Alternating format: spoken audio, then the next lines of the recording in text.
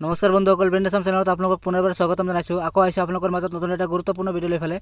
দেশৰ 3টাকৈ বেংকৰ ওপৰত 23 লাখ টকাৰ জৰিমনা আৰোপ কৰা হয় ভাৰতীয় ৰিজাৰ্ভ বেংকৰ। আৰু কিহৰ কাৰণে আৰোপ কৰা হয় আপোনালোকে এইটো ভিডিঅ'টোৰ জৰিয়তে সম্পূৰ্ণ জানিব পাৰিব। আপোনালোকে জানিব পাৰিব ইয়াৰ আঁৰৰ কাহিনী কি। তো বলক আৰম্ভ কৰোঁ। এনেকুৱা ধৰণৰ নতুন নতুন ভিডিঅ' যদি আপোনালোকে সকলোতকৈ আগত পাই থাকিব বিচাৰে তেনেহ'লে আমাৰ চেনেলটো এনেকৈ ছাবস্ক্ৰাইব কৰি ল'ব। ছাবস্ক্ৰাইব কৰাৰ পিছত বেল আইকনটোত ক্লিক কৰি ফালে অল নটিফিকেশ্যনত ৰাখি দিব, কাৰণ মই এনেকুৱা ধৰণৰ নতুন নতুন ভিডিঅ' সদায় ৰাতিপুৱা 8টা বজাত আপলোড কৰোঁ। আপোনালোকে সকলোতকৈ আগত পাই থাকিব। ভাৰতীয় ৰিজাৰ্ভ বেংকে দেশৰ 3টাকৈ সমবায় বেংক CEO অপাৰেটিভ বেংকৰ ওপৰত আৰোপ কৰিছে মুঠ 23 লাখ টকাৰ জৰিমনা। মুগাবিৰা কো অপাৰেটিভ বেংক লিমিটেডৰ ওপৰত 12 লাখ টকা, ইন্দাপুৰ নগৰ সমবায় বেংকৰ ওপৰত 10 লাখ টকা আৰু বাৰামতী সমবায় বেংক লিমিটেডৰ ওপৰত 1 লাখ টকা জৰিমনা আৰোপ কৰা হৈছে। কেন্দ্ৰীয় বেংকটোৱে বিভিন্ন নিয়ম অনুসৰণ নকৰাৰ বাবে 3টা সমবায় বেংকৰ বিৰুদ্ধে গ্ৰহণ কৰিছে এই কঠোৰ সিদ্ধান্ত। মুগাবিৰাই পুঁজি সম্পূৰ্ণৰূপে স্থানান্তৰ কৰা নাছিল। ৰিজাৰ্ভ বেংকে জনায় যে মুগাবিৰা কো অপাৰেটিভ বেংক লিমিটেডৰ ওপৰত কৰা তদন্ত দেখা গৈছে যে বেংকে জমাকৰ্তাৰ শিক্ষা আৰু সজাগতা পুঁজিৰ DEA ফাণ্ড দাবীহীন জমা আনক্লাইমেড ডিপজিটক সম্পূৰ্ণৰূপে স্থানান্তৰ কৰা নাছিল।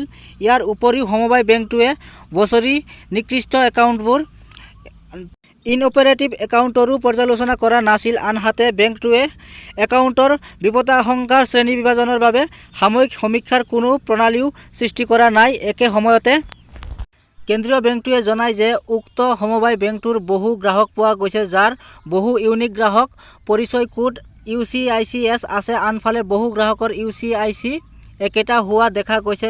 এই দিশবোৰৰ প্ৰতি লক্ষ্য ৰাখিয়েই বেংকটোক 12 লাখ টকাৰ জৰিমনা বিহা হৈছে।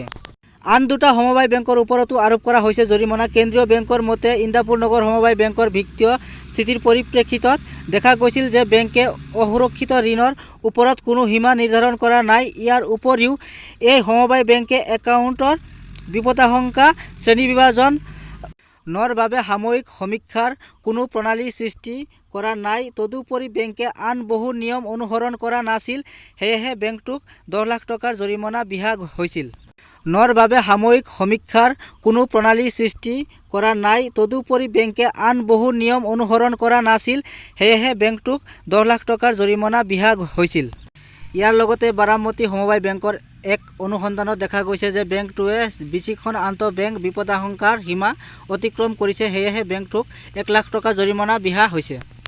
ভিডিঅ'টো ইমানে আছিল। ভিডিঅ'টো চাই যদি ভাল লাগে এটা লাইক কৰি দিব। আৰু আমাৰ চেনেলত যদি প্ৰথমবাৰৰ বাবে আহিছে তেনেহ'লে আমাৰ চেনেলটো ছাবস্ক্ৰাইব কৰি বেল আইকনটো অল নটিফিকেশ্যনত ৰাখি দিব, কাৰণ মই এনেকুৱা ধৰণৰ নতুন নতুন ভিডিঅ' আপোনালোকৰ বাবে সদায় আনি থাকোঁ। আপোনালোকে সকলোতকৈ আগত নটিফিকেশ্যনৰ জৰিয়তে পাই থাকিব। ভিডিঅ'টো চোৱাৰ বাবে ধন্যবাদ।